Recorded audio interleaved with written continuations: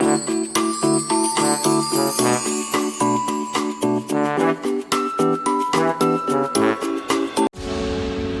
Guys, स्वागत है आपका स्टडी फॉर लक्ष्य के इस नए वीडियो में। आज हम नंबर सिस्टम की एक्सरसाइज 1.2 और 1.3 को करेंगे।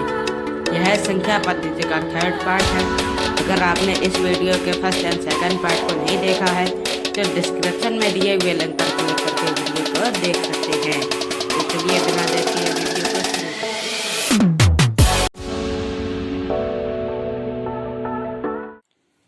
आज की एक्सरसाइज 1.2 का हमारा पहला क्वेश्चन है, नीचे दिए गए कथन सत्य हैं या असत्य, कारण के साथ अपने उत्तर दीजिए। इसका फर्स्ट पार्ट है, प्रत्येक अपरिमेय संख्या एक वास्तविक संख्या होती है। आप पिछली वीडियो में देख चुके हैं कि वास्तविक संख्या परिमेय और अपरिमेय संख्या से मिलकर बनी होती हैं। इस प्रकार यह कथन सत्य है क्योंकि इसमें प्रत्येक अपरिमेय संख्या एक वास्तविक संख्या होती है।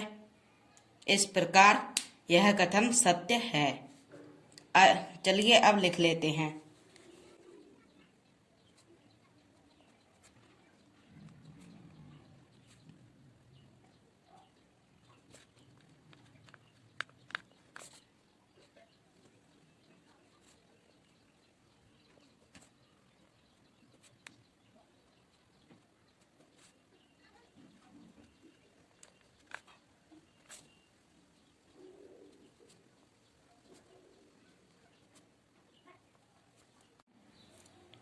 इसका सेकंड पार्ट है, संख्या रेखा का प्रत्येक बिंदु √m के रूप का होता है, जहां m एक प्राकृत संख्या है।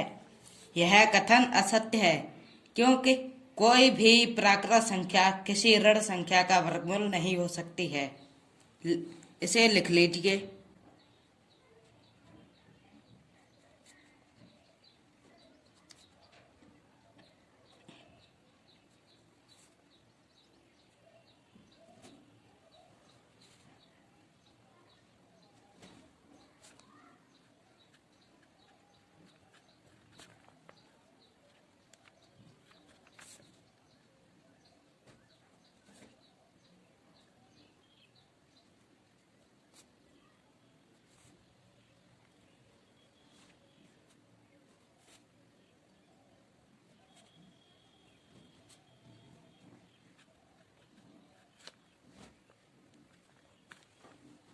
इस प्रकार यह कथन असत्य है। इसका थर्ड पार्ट है, प्रत्येक वास्तविक संख्या एक अपरिमेय संख्या होती है। अभी आपने ऊपर वाले क्वेश्चन में देखा था कि वास्तविक संख्या परिमेय और अपरिमेय संख्या से मिलकर बनी होती हैं। इस प्रकार प्रत्येक अपरिमेय संख्या एक वास्तविक संख्या हो सकती है, किंतु प्रत्येक वास्तविक संख्या एक अपरिमेय संख्या नहीं हो सकती है। इस प्रकार यह कथन असत्य है। इसका कारण है कि वास्तविक संख्याएं अपरिमेय और परिमेय संख्या से मिलकर बनी होती हैं।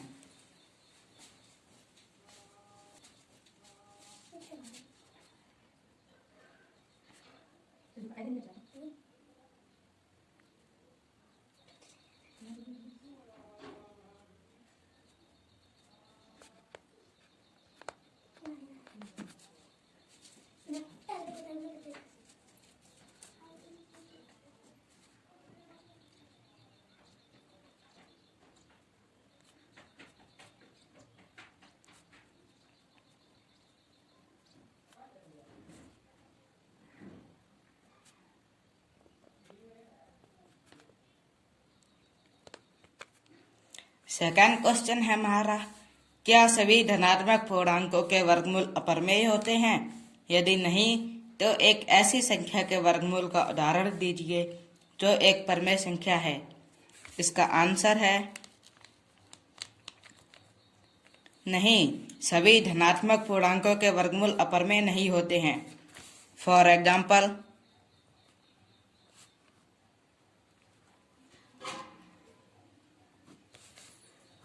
√4 का वर्गमूल होता है 2।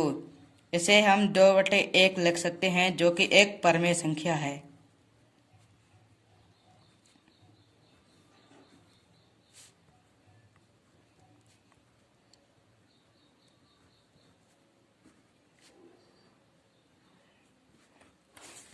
इसी तरह हम √9, √16 ऐसे अनेकों उदाहरण ले सकते हैं। क्वेश्चन नंबर 3 है हमारा, दिखाइए कि संख्या रेखा पर √5 को किस प्रकार निरूपित करेंगे। इसे हम इस प्रकार निरूपित कर सकते हैं कि √5 बराबर अंडर रूट के अंदर 2 का वर्ग प्लस 1 का वर्ग। ये आप जानते हैं कि कैसे हो गया।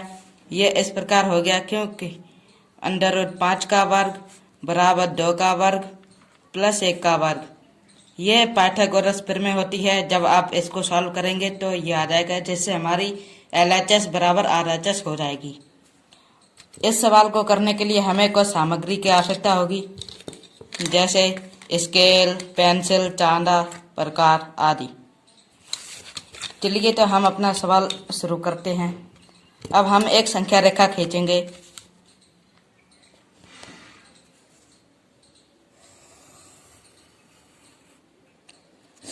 इस पर हम 1-1 सेंटीमीटर की दूरी पर कुछ बिंदु मान लेते हैं।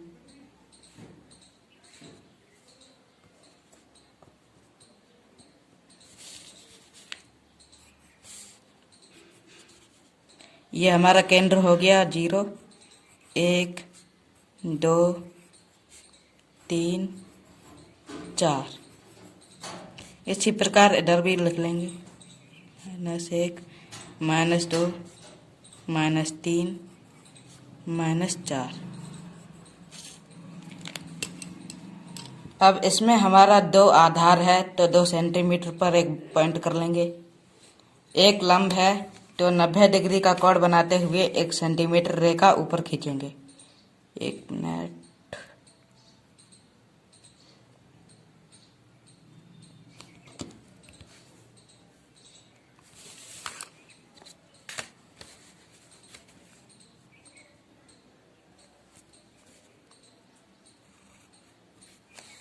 इसे हम दे देते हैं बिंदु C।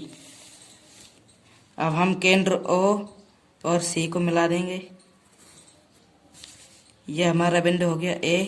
इसको लिख लेते हैं बिंदु B। अब O से C तक की दूरी हो गई है √5। ये दूरी आपको संख्या रेखा पर नहीं दिखाई दे रही है।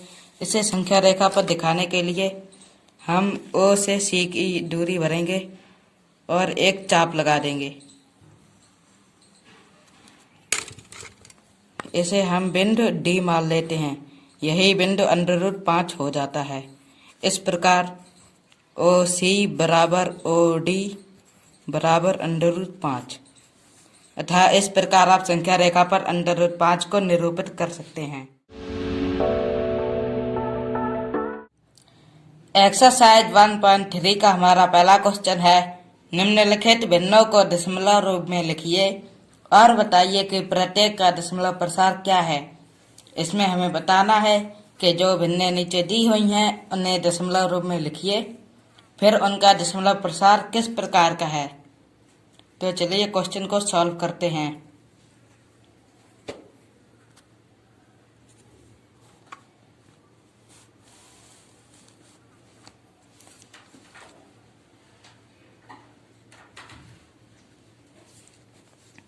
इसका फर्स्ट पार्ट है 36/100। पहले हम 36 में 100 का भाग देंगे।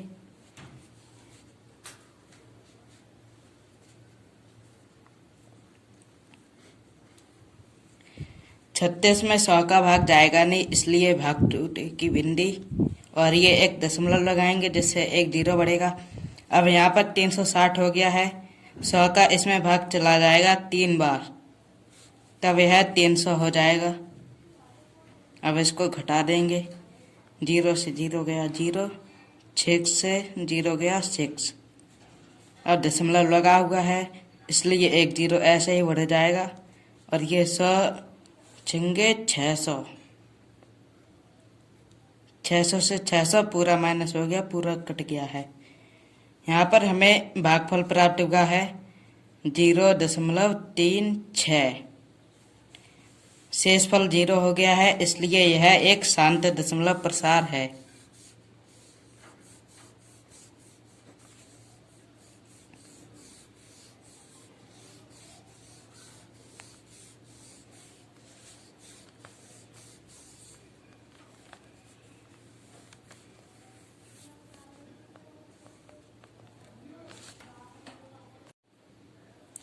इसका सेकंड पार्ट है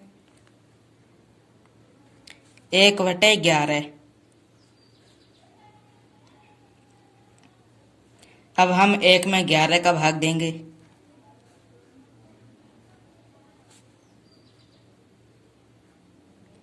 एक 11 से छोटा है, इसलिए 11 का भाग 1 में जाएगा नहीं, तो हम एक 0 बढ़ा लेंगे, जो कि दशमलव लगने से बढ़ेगा। अब ये 10 हो गया। ये अभी भी 11 से छोटा है, इसलिए एक और बार भाग टूटे की बिंदी लगेगी, जिससे एक और 0 बढ़ेगा। अब ये यहाँ पर हो गया है 100। 11 से बड़ा है, इसलिए 11 का भाग चला जाएगा, तो 11 निम्मा 99। 100 से 99 घटेंगे, 1 बचेगा। अब ये फिर से 1 आ गया है, फिर यहाँ पे एक 0 बढ़ाएंगे, अभी भी भाग नहीं जाएगा, तो एक 0 फिर से बढ़ाएंगे, यहाँ पर एक और 0 हो गया। फिर ये 11 निम्मा 99। अब ये फिर से 1 बचा। ये इसी प्रकार जाता रहेगा, तो इसका भागफल हो जाएगा 0.0909। इसे हम इस प्रकार भी लिख सकते हैं 0.09 पर बार। यहाँ पर ये शेषफल समाप्त नहीं हुआ है, इसलिए यह अनवसानी पुनरावृत्ति है।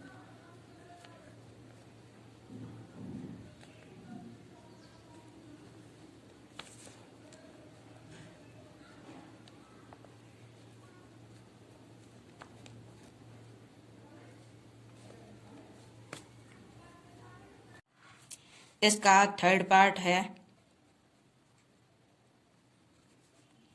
4 सही 1/8। 8 चौक 32, 1 33। यहाँ इस वाली भिन्न में क्या करना होता है, जब आप इसको ऐसे लिखेंगे तो पहले आपको हर का इसमें गुणा करना पड़ेगा, उसके बाद जो भी आए उसमें ये जोड़ देना पड़ेगा। तो इसी तरह से 8 चौक 32 और 1 33/8। अब हम 33 में 8 का भाग देंगे।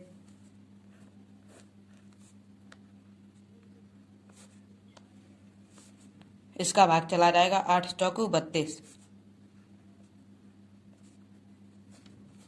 3 से 2 गया 1, 3 से 3 कट जाएगा तो 0। अब भाग जाएगा नहीं, तो यहाँ पर दशमलव आएगा, एक 0 बढ़ाएंगे, 8 एकम 8,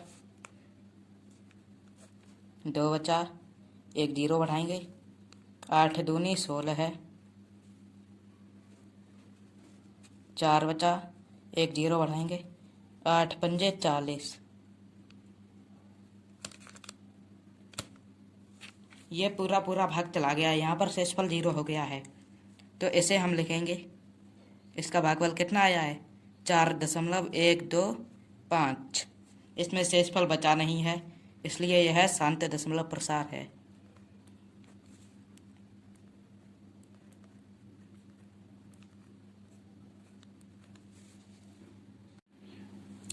इसका फोर्थ पार्ट है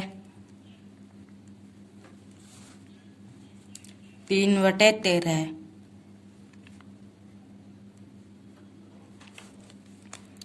जब हम 3 में 13 का भाग देंगे,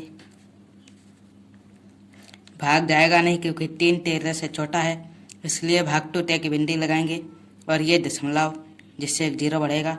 अब ये हो गया 30, जो कि 13 से बड़ा है। अब 13 का 30 में भाग चला जाएगा, तो 13 दूनी 26। 30 से 26 घटाएंगे, 4 बचेगा, एक और 0 आ जाएगा, क्योंकि यहाँ पर दशमलव लगा गया है, इसलिए दशमलव के बाद एक 0 अपने आप बढ़ा सकते हैं। अब ये 40 हो गया, अब फिर से भाग चला जाएगा, 13 तियाँ 39।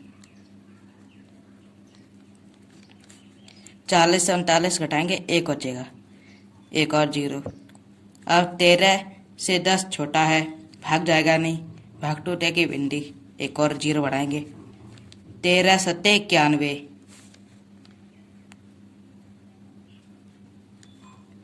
100 से 91 घटाएंगे तो बचेगा 9, एक 0 फिर से बढ़ाएंगे, 13 छिक 78। यहाँ पर बचा है 12, एक और 0, 13 निम्मा 117।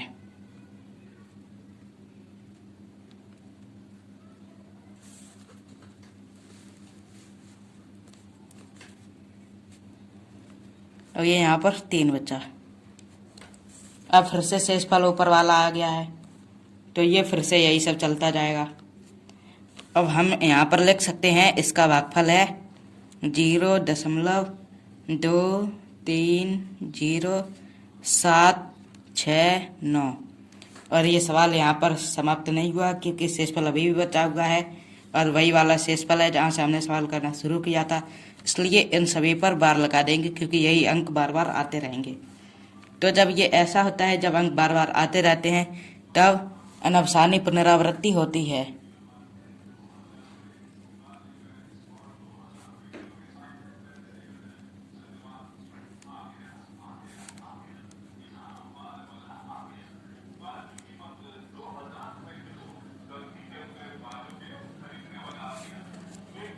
हमारा 5वां सवाल है 2/11। अब हमें 11 का भाग देना है 2 में।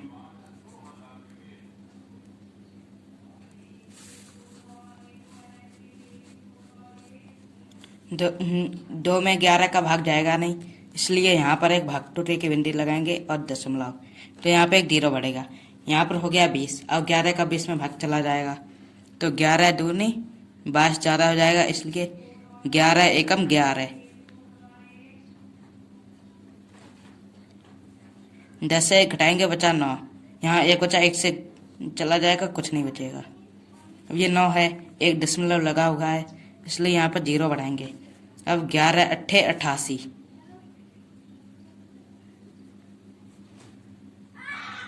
2 बचा। अब फिर से शेषफल 2 आ गया, जहाँ से हमने सवाल करना शुरू किया था। तो अब यही अंक बार बार आते रहेंगे, तो यहाँ पर हम भागफल लिख लेंगे 0.18। 18 पर लगा देंगे बार। तो जब ये बार लग जाता है, तो यह अनवसानी पुनरावृत्ति दशमलव प्रसार हो जाता है।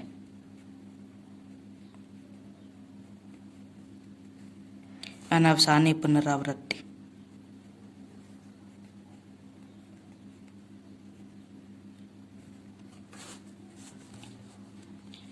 हमारा इस क्वेश्चन का छठा और आखिरी पार्ट है, पार्ट नंबर 6।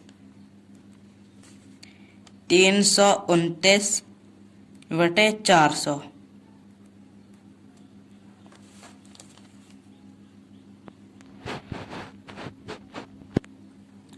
अब हम 329 में 400 का भाग देंगे।